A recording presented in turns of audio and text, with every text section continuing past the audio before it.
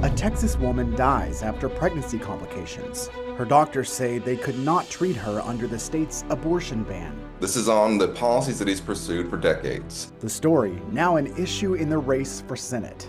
The Texas law makes clear that any procedure that is necessary to save the life of a mother can be done and should be done. How it's putting a new spotlight on a key divide between the candidates. Record spending in the race for Senate, we dig into how much money is being spent and where the campaign cash is coming from. Texas takes a big step toward building more border wall. It's been a long fight to get here, to be able to acquire this piece of property, to get this wall built. We look at where the state is buying land to clear the way for more construction. Produced from the Capitol in Austin and airing statewide, this is the award-winning State of Texas. Hello, and thank you for joining us. I'm Josh Hinkle. The story of a Texas mother who died due to an untreated miscarriage is gaining national attention just days before Election Day. Yoseli Barnica's doctors said they could not treat her under the state's abortion ban. Abortion policy is a key issue driving voters in the race for U.S. Senate, and Barnica's story is one of many affecting Texas women. Ryan Chandler spoke to both Colin Allred and Ted Cruz about how those stories highlight a policy divide between the candidates. In 2021, Yoseli Barnica was 28 years old with a much-wanted second child on the way until tragedy struck. Doctors pretty quickly diagnosed her with an inevitable miscarriage. There really was no chance of saving this pregnancy. The standard treatment, end the pregnancy to prevent infection. ProPublica reports the doctors said that would be illegal. 3 days later, she died of sepsis. We reviewed the details of this case with more than a dozen maternal health experts across the country, and they said her death looked preventable. Her death highlighting the divides in the race for Senate. It's now dangerous to be pregnant in Texas. Democratic candidate Colin Allred blames Ted Cruz. This is on the policies that he's pursued for decades. He's called for and celebrated this law. He said it was perfectly reasonable. And this is what it looks like. For Senator Cruz, he also calls Yoseli's case heartbreaking and defends Texas's law. That this woman lost her life is truly a tragedy. The Texas law makes clear that any procedure that is necessary to save the life of a mother can be done and should be done. The Texas abortion ban makes an exception when the mother is at risk of death or substantial impairment of a major bodily function. In May, the Texas Supreme Court upheld that language, ruling it does not require doctors to wait until death is near. It is critical that we do everything necessary to save the lives of moms, and we grieve with the family at the tragedy that occurred here. In the latest polling from the Texas Politics Project, 7% of voters listed abortion as their top issue, behind the economy, the border, and tied with democracy.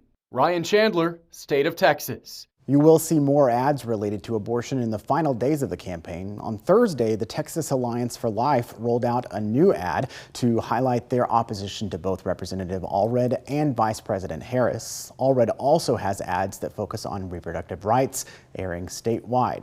It's all part of a surge of spending in the final days of the Senate campaign. Our Daniel Marin looks closer at how much money is being spent and where the cash is coming from. I'm Daniel Marin, and we're back with more campaign context in these final days ahead of the 2024 general election. And it's still a tight Senate race here in Texas between Republican incumbent Senator Ted Cruz and his Democratic challenger, Congressman Colin Allred.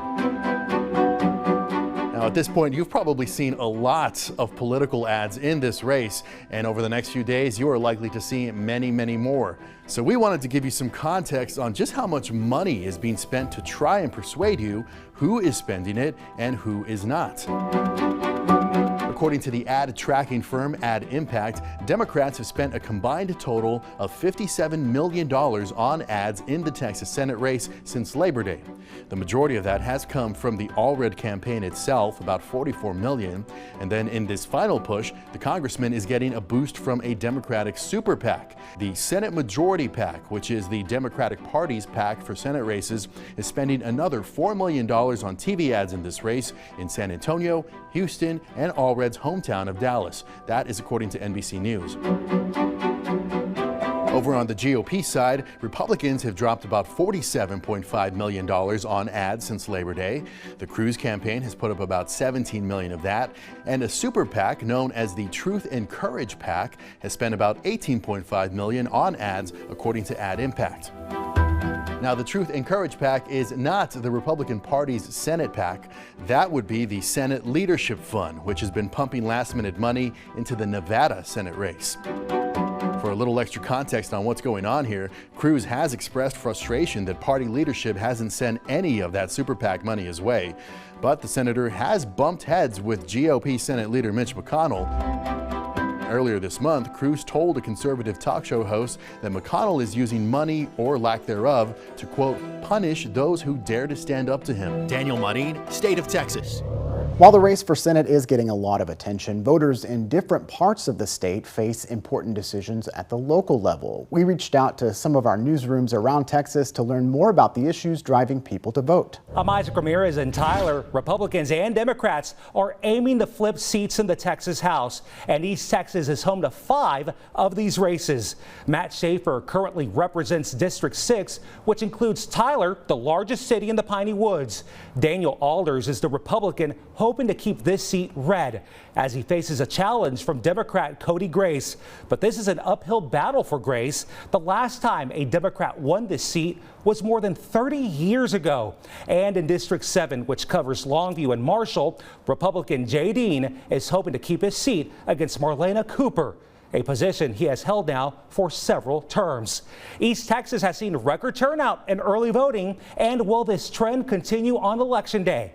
We'll find out together on November 5th.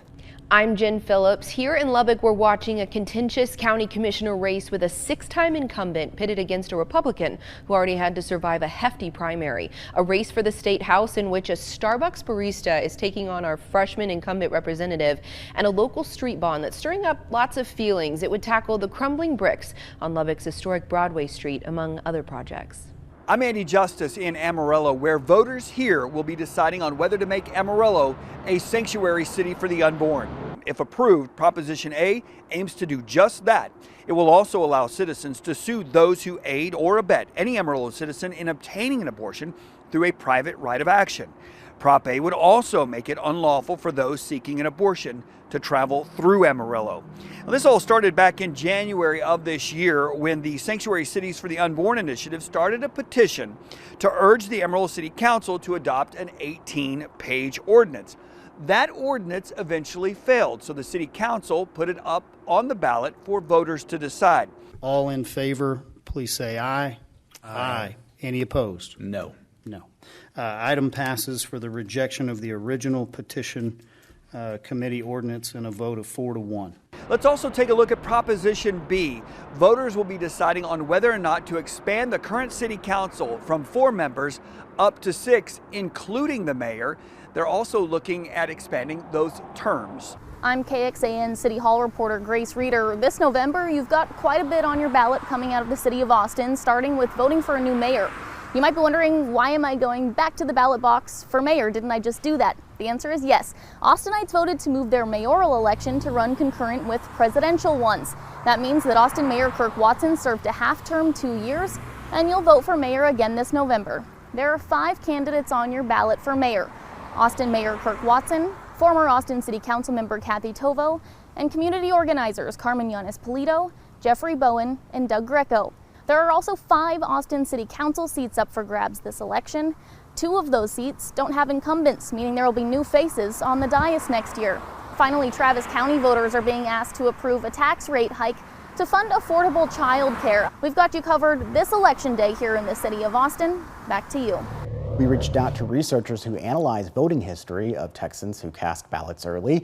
They compare the number of people who previously voted in Republican primaries with those who voted in Democratic primaries. The numbers show likely Republicans have about a 1 million vote advantage.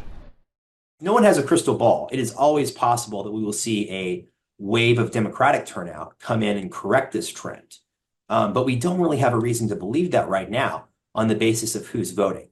Right now, it just looks like a high turnout for Republicans and a lower turnout for Democrats. There is a big wild card. Around 40% of voters do not have a history of voting in Texas primaries. Those are people either new to Texas voter rolls or those who only voted in general elections where you don't have to declare party affiliation. If you're voting on Tuesday, remember there are tighter rules on what you cannot wear to the polls. According to the League of Women Voters, the Secretary of State's office expanded the rules on what qualifies as electioneering. The rules now include even issues or candidates not on the current ballot. That particularly comes into play when it comes to things like hats and t-shirts. Electioneering now is defined as pretty much anything that has to do with an election, including the criticism of the conduct of an election. So if you have count every vote or something like that, that's not allowed. So it doesn't have to be, your Trump Vance shirt. It could be a MAGA hat. It could be a Gore Lieberman shirt from 2000. It could be vote for Pedro or don't blame me, I voted for Voldemort. People can wear campaign clothing and talk to folks in line as long as they don't get too close to where people vote. In Texas, electioneering is banned within 100 feet of a polling place. We are just so excited to have this property. A big land purchase boosts plans to build the border wall. Find out how the state is taking control of land along the Rio Grande. Texas hospitals now checking the citizenship status of their patients. We look at what's behind this new order from the governor and why it's generating concern.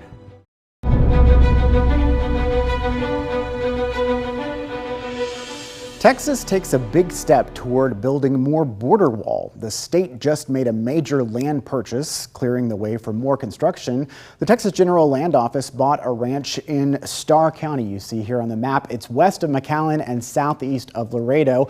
Border Report Sandra Sanchez visited the area along the Rio Grande to learn more about the state's plan.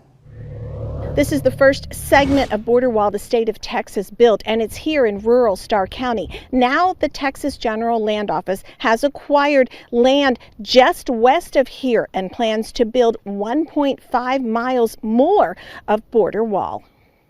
The GLO last week bought the land, which is part of a 1,400-acre farming ranch west of La Grulla.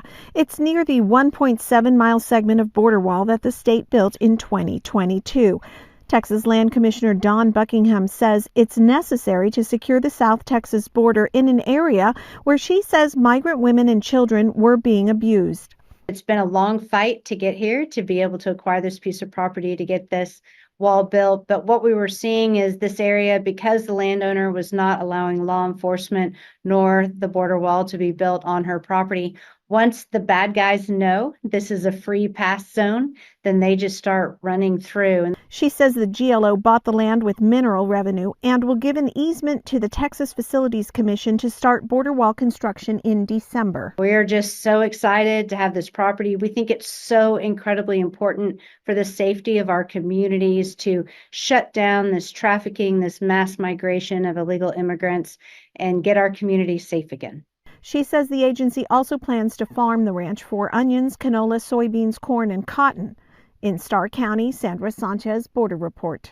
The General Land Office now owns 4,000 acres in Starr County here, and recently the office also bought land in West Texas in Brewster County. The state will build a small segment of border wall there near the Rio Grande. As of the summer, Texas has built about 34 miles of border wall. It's an expensive process. An investigation by the Texas Tribune found it costs about $25 million per mile. The Texas Facilities Commission oversees state border wall projects. Our Border Report team asked how much this new section will cost. The agency declined to comment. We have more coverage on the wall and other issues along the border online now. You can find it on our stories at borderreport.com. We are committed to accuracy, and we need to note an error in a story we aired on last week's State of Texas. We spoke with former State Senator Eddie Lucio about legislative work by Senator Ted Cruz that led to improvements at the international bridges along the Texas border with Mexico. In the interview we aired, Lucio said one of those bridges is in El Paso. That is not correct. The bridge is actually near Eagle Pass. In May, President Biden issued presidential permits for the new and expanded bridges. This order should not impact anybody's access to care. period. An executive order now requires Texas hospitals to check the citizenship status of their patients. We look at how the new rule affects people seeking care and why it's generating concern. Plus, an emotional meeting and a step toward healing. A family hurt in a deadly crash at a hospital learns how their story could keep others safe.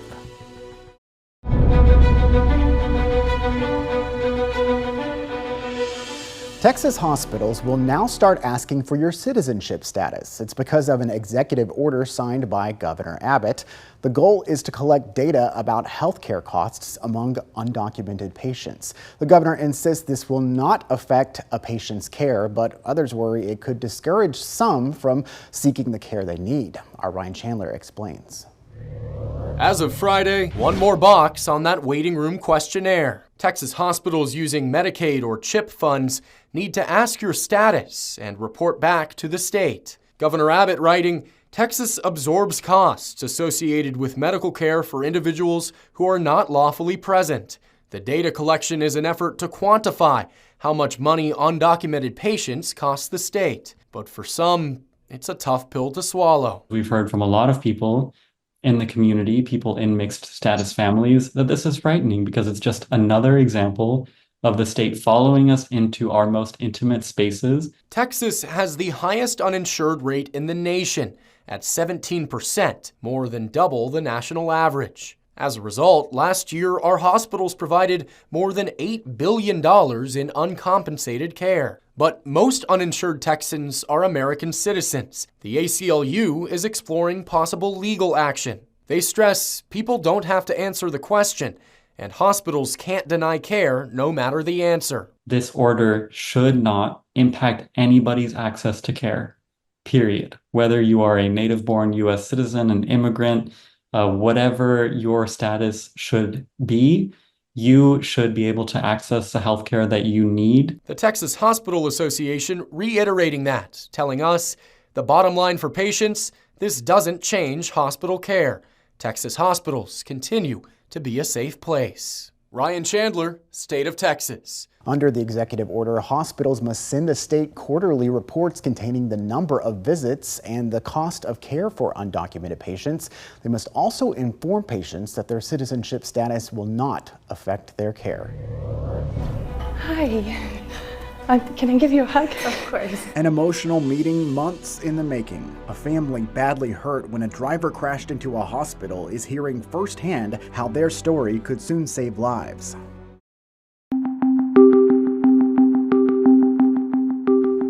It's been more than 8 months since a drunk driver drove through the lobby of an Austin hospital. Now, a family badly hurt that day is hearing firsthand how their story could soon save lives. Investigator Matt Grant has tracked developments in this story from the beginning, and he was there for the emotional meeting.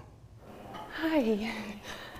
Can I give you a hug? Of course. Thank you. An embrace months in the making. I can't imagine the experience that you went through. KXAN connected Austin City Council member Mackenzie Kelly with Levi and Nadia Bernard. Their meeting taking place in the same room. Kelly first watched their story with us in May. Can we initiate an ordinance change? Now face to face before a December vote on that ordinance requiring crash-rated security bollards at new hospitals. It was within days from watching KXAN's investigation that I had researched and fully drafted something. That resolution, That is for you. now a gift. This is amazing. I'm gonna put it on my wall. When we heard that you were on top of it and you were like right at it, and it felt like we had a voice, you know, like someone who doesn't know us but cared for us, and that was so, I thank you for that, really. Absolutely. Thank you for those kind words. 8 months ago, the Bernards were in the lobby of St. David's North Austin Medical Center with their 2 toddlers when a vehicle crashed into them, killing the driver and injuring 5. Their youngest, Sonny, went through the car's windshield. So how are your kids doing? They're okay. We're dealing with a lot of things, but overall we're moving in the right direction. Yeah. Persisting? Yeah, exactly. The family's recovery is moving slowly. Psychologically, we're still pretty messed up, and we still have, an array of physical issues, but we're better off than we were yesterday. A KXAN investigation found this type of crash isn't uncommon, with more than 300 involving medical centers across the U.S. in the past decade, and safety devices crash tested to save lives, not required on a local, state, or federal level. In May, the family filed $1 million lawsuit accusing the hospital of gross negligence for not having bollards. A dozen were installed after we started asking questions. We're in the fact-gathering stage, and I can tell you there are no good answers for why this happened. It should never have happened. Their goal now, preventing this from happening again. Their story already sparking a review of regional federal facilities and a potential statewide bollard bill, which Kelly supports. We really appreciate all her work and your work too, Matt. Thank you. Matt Grant, State of Texas. We reached out to Mackenzie Kelly's District 6 opponent, Crystal Lane, for comment, asking her thoughts on the bollard ordinance. We were told her campaign, quote, will not be commenting on this. St. David's wouldn't comment on the lawsuit, but in court records points to cases where a lack of safety bollards at commercial buildings were found to not constitute an unreasonable, dangerous condition. Catch up on our ongoing investigation right now on our website. Just look for the Preventing Disaster link in this week's State of Texas story. Thank you again for joining us for State of Texas. I'm Josh Hinkle, and we'll be back next week to bring you an in-depth look at Texas politics.